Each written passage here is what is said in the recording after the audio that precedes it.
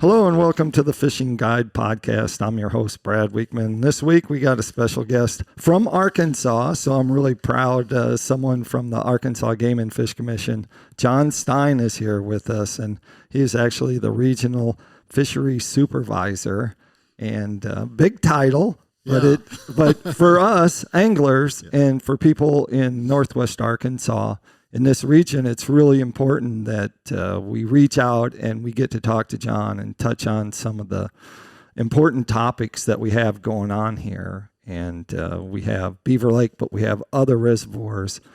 I think Lake Hinesville. Do you guys do? We have Lake Hinesville. Some of the bigger lakes we have up here. Obviously, I think we talked about Swepco Lake. Yep. Bob Kidd, Elmdale, Crystal Lakes, and then all the other city lakes we manage as well, like Lake Fayetteville, Lake Sequoia, and obviously Beaver Lake's the real big one. And that's what we have in the background, so we're not afraid to say that we're living on the shoreline of Beaver Lake. But you're here because something I had seen was habitat on Beaver Lake. Beaver Lake is an Ozark Highland reservoir, which is the very clear lakes usually. And there's three of them in the White River chain. There's Beaver Lake's the first one, Table Rock, and then Bull Shoals. And so we are the first ones, and we're having some issues, aren't we, with having the standing timber. It's an older reservoir now, and we're losing our standing timber. And you guys have come in and tell us about what you've been doing. Okay, so as you said, the lake is 56 years old around there, and a lot of the standing timber is gone. A lot of the stuff that was there originally is gone.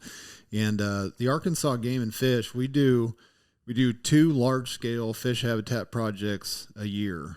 And some of those projects can cost up to $60,000 in funding, as far as getting salaries and all the supplies to do them. Right. So we knew we were going to be doing something like that on Beaver, so we decided to try to get more funding.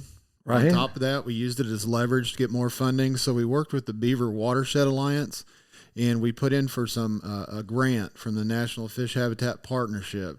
Right. And it was to do 2 things. It was to improve water quality in the watershed by reducing sedimentation, and then to do a huge in-lake fish habitat project.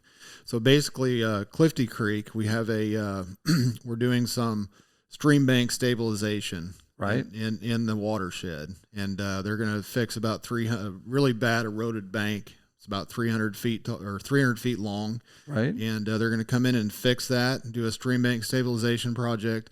They're also going to add some native plants, grasses, and trees to the riparian area, so it prevents more erosion in the future. Right. So that was the first part of the project that got funding from the National Fish Habitat Partnership. Bass Pro Shop donated $35,000 for that. And then the second part of it was to do fish habitat in the lake. And we did a 2-week fish habitat project around Rocky Branch and Highway 12 areas with the Arkansas Game and Fish. And we put in over 143 new fish habitat sites. Wow. And each one of those sites has up to 6 cedar trees.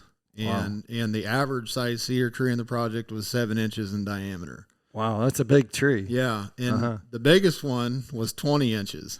Wow. What does it take to sink something like that? Lots of cylinder blocks? It took 32 blocks to sink the really big one. And so it's 32, 40-pound blocks. And it'll be there, once those cedar trees get to the bottom of the lake, as long as there isn't current, they'll be there for years. That big of a tree.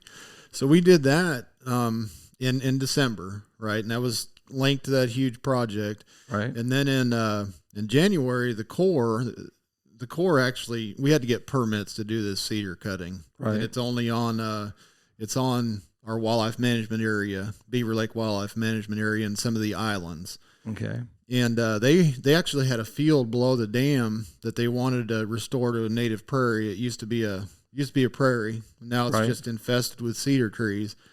So we worked with the Corps, and they actually brought in heavy equipment, and we removed over 220 cedar trees from that field, hauled them up to the lake around the dam, and sunk them in the lake around the dam. Wow.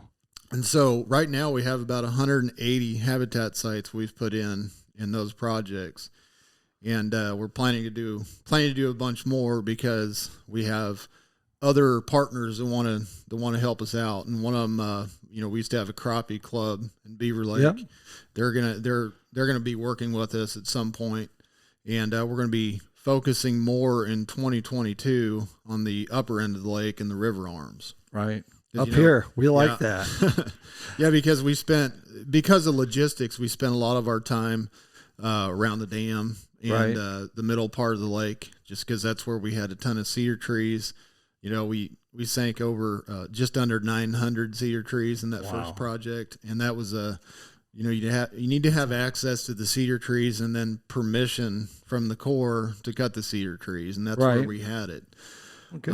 We do have, the cool thing is we do have permission from the Corps to do some remove cedars from the Blue Springs area. Right. And so that's in this area. So that's good. And that's a very popular place. If you ever come to Beaver Lake and you're going to go crappie fishing, Kelly Creek, Blue Springs, those are two very popular areas that people fish. There's still some standing timber in the river arms where you can still fish them and you can see them, but not as many as there used to be. Yeah. So to get those cedar trees in and stuff, you have a barge, is that right? Right. Or someone does. Well, the Arkansas Game and Fish, we have two big barges right now.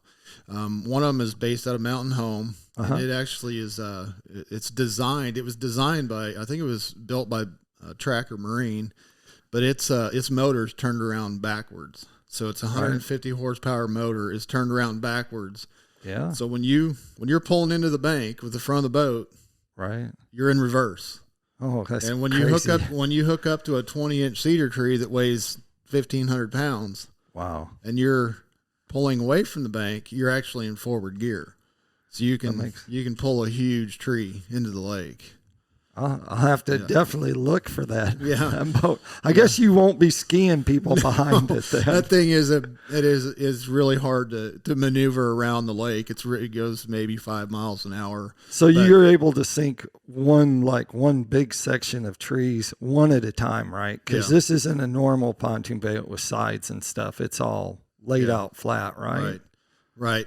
And so that's the one of the big barges we have. We have a second barge that's out of Hot Springs right now, and it actually is it just has twin 150 motors on it. Right. And you can pull really big trees with that just in reverse. But it also has a dump bed. So you can load stuff on it and move around. The cool thing is I talked about leveraging funding. Right. When we got this project together and it was funded, the Fish America Foundation heard about it, and we ended up getting an $80,000 grant from the Fish America Foundation.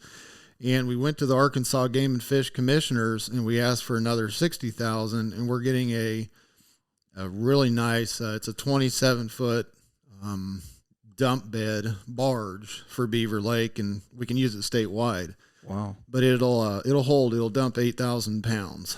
So it's a monster, and it's going to have twin 150 motors.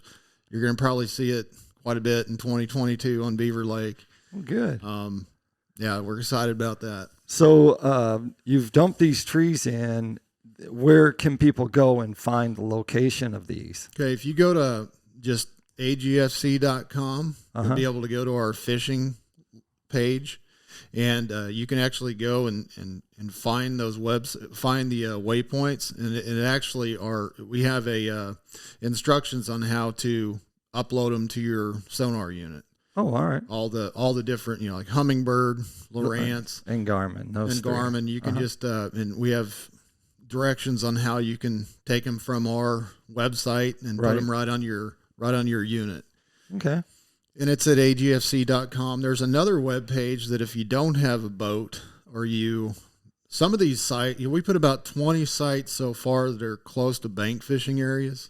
Right. And so if you don't have a boat or sonar, you can go to a website It's a AG. It's a www dot, or you just type in AG&FC GIS mapper, and you'll actually pull up a map of the lake of the whole state, and you zoom in on Beaver Lake, and you'll be able to find all the waypoints just looking at it on a map. Oh, all right. That'll be helpful for people that, like you say, are fishing from shore and kind of looking for a spot that's got some fish holding underneath it. Yep. Yeah. Well, that's good. Tell us, do you think you can tell us in a short little synopsis of the overall fishing populations and of like walleye, crappie on the lake? Right. As you probably know, you've noticed we've had a lot of high water events on Beaver Lake, and those high water events drive Beaver Lake's fishery. When you have a high water event, when the lake floods and it gets into the flood pool from, let's say, March and stays high until all the way through July, September, August, or let's say August or September, which it has been doing. That is tremendous for the fishery. All species of fish do really well. They get off good spawns, and then the small fish survive. A lot of small fish survive because there's more habitat for them to spread out in, and not, all the little fish don't get eaten. Also, it brings in flooding brings in a lot of nutrients, which helps out the forage population. And so we've had so many high water years in Beaver Lake since 2008. There's been at least probably 6 or 8 high water years since 2008. And that has just made fishing really good right now. The population looks really good. With crappie, largemouth bass is really looking good. And it's just because, it's driven by those high water events. Right. And you do have a nursery pond that's located adjacent to the lake, and you use that too, right? You utilize it. Yeah, and we do use that for stocking. And but the thing is, when you have these high water events, I don't think it competes with the natural reproduction, because you're talking tens of millions of fish that are naturally spawned and survive, and we'll put 500,000 in. So it could help on years you have bad reproduction. It may add to the fishery, but a lot of times it's when you can't compete with huge high water events. And that's what makes fishing so good, is when you have those high water events. And we're known for bigger walleye now too. We don't want to leave them out of the mix because they've really, I think the population of them, they've really increased, have they not? Yeah. Or the size, they seem to be getting more bigger ones that are out there. And that's a direct result of Beaver Lake's walleye fishery is fairly young. As far as the first good year class of walleye was in 2008. Before the lake was built, there were walleye in the White River, but once the lake was impounded, for some reason, walleye did not do very good. They didn't naturally reproduce very well. So the Game and Fish started... Probably cooking oil had a lot to do with that. Yeah, you're probably right. They're good to eat. Well, we think once that Arkansas Game and Fish decided to start stocking them around 2000, it took a few years, and in 2008 we had a really good walleye, did really well. So it's a really young fishery, and it's expanding right now. Right. If you compare that to bull shoals, walleye have been in bull shoals for years, and there's in Table Rock, and you can see we've seen 14 and 15 pound walleye that come out of Table Rock. I don't think we have many of those yet in Beaver, but in the future we will, because it's just an expanding population. Wow. And it's pretty popular. It's real popular. They're great eating. Yeah. And the crappie population, how's that? Is that going good too? I'd say the crappie is very good right now, and that's all directly linked to those high water events. When you have high water, crappie do really well. They spawn, get natural reproduction, and even when you have a high water event and there's a huge amount of forage in the lake because of the nutrients coming in, even the bigger fish that are out there, they do really well because there's a lot to eat. So you actually, it's a win-win when you have high water events. Well, let's talk. We talked a little bit about crappie, live scope and crappie fishing. That's a big thing that a lot of people are talking about, and the influence of guys being able to see the crappie, catch the bigger crappie, and what they're harvesting, and how are the thoughts on that for Beaver Lake and Northwest Arkansas region for that? Right. So we actually we did. In 2021, we did an angler survey, and that was one of the questions we asked was, do you have live scope? Right. And then we were able to look at, pull out all the crappie anglers, right, and find out how many they're catching, live scope versus non-live scope. Are they, the sizes of fish? Are they bigger or smaller? right. And we found that about a third of the of all the anglers out there that we interviewed had live scope. So Right. not a huge, it's not 90%, but about a third have live scope. And then we found that people that have live scope, the anglers that have live scope are catching about twice as many crappie. They catch 2 per hour. Right. Compared to somebody that doesn't have live scope, they catch about 1 per hour. The interesting thing is we found out that the guys the anglers that do have live scope, they're only harvesting 40% of the time. Wow. The people that don't have live scope, they're harvesting over 60% of the time. So you have the non-live scope people are actually harvesting at a higher rate. Right. So that's it tells us that at least there sounds to be a lot of catch and release, even with crappie, which is what you wouldn't think. But you wouldn't think that would be happening. Yeah. And the thing is we looked at not just on Beaver Lake, but this is we looked at statewide. Yes. We had 9 different creel surveys or angler surveys going on at the same time, and pretty much they showed the same thing. Wow. Well, So, but they still the harvest is still controlled. Harvest and length limits, all that is controlled by your office, right? Arkansas Right. Game and Fish. And Beaver Lake has a pretty restrictive already creel limit on crappie. It's 15 per day.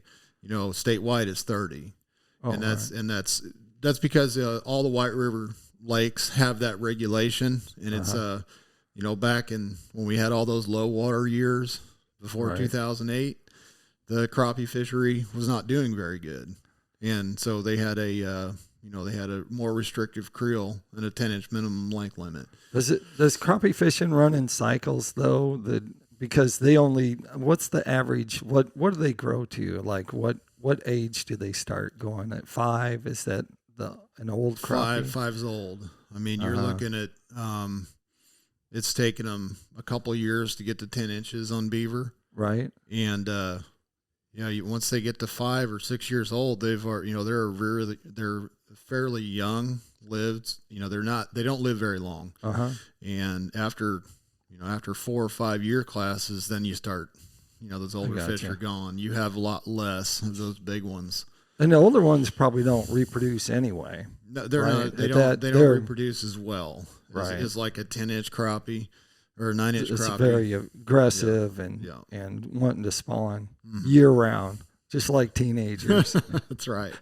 So, well, that's good. We're going to have you back on the show because we didn't even touch on Swebco, which is a reservoir that's over in Gentry, Arkansas area, not far from there. And that's another reservoir that you guys work with, and a crazy time to be over that way because of the number of boats. But but we'll have to touch on that. That takes us to Tackle Time. Tackle Time is sponsored by couple sponsors. PICO Lures is the first one, and we were talking about crappie fishing. Of course, they have iScope jig heads, which are just made for when you're using live sonar and you're out there and you're dipping your jig in there. If you have a jig that the plastics don't tear on as easy and you can use them longer, saves you money. And Mitch made a bunch of them up, and we also have bass head jigs that in all styles and shapes, so you can check them out at picolures.com. Our other sponsor is Smith Consumer Products,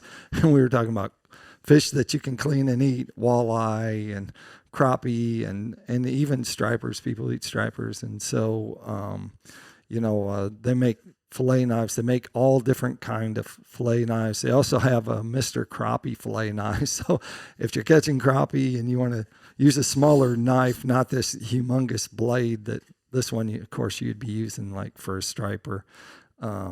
They have it, and they also have sharpeners for knives too. You can check them out at smithproducts.com. And that takes us to where they can find more information. Where can they go?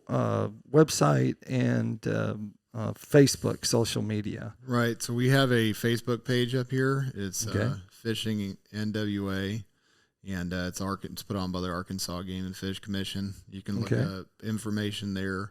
We also have a constant contact page, and I could get that information for the next time I'm on. And basically, you sign up to you can get on a website, and you can sign up to get an email, and you get a couple emails a month on different projects that are going on. Right. If you don't have Facebook. Right. A lot of people don't have Facebook. That's right. But I can bring that information. Yeah, and right. I can bring that information next time. It's just you go to a website. Right. Sign up to the newsletters you want to get, and you'll get 2 or 3 a month. Oh, good. On all the projects that we do. All right. Well, that sounds good. That takes us to the end of the show. And like I always like to say, make sure you keep your hook sharp and your lures in the water.